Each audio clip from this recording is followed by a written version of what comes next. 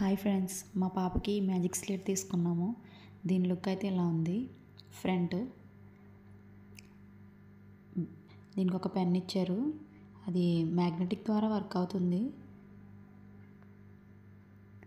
దీంతో నేమ్స్ కానీ ఏదైనా డిజైన్స్ కానీ ఏదైనా డ్రా చేయొచ్చు. నేనైతే హనీ అని రాశాను మా పాప పేరు. ఇక్కడ 3 సింబల్స్ అయితే ఇచ్చారు.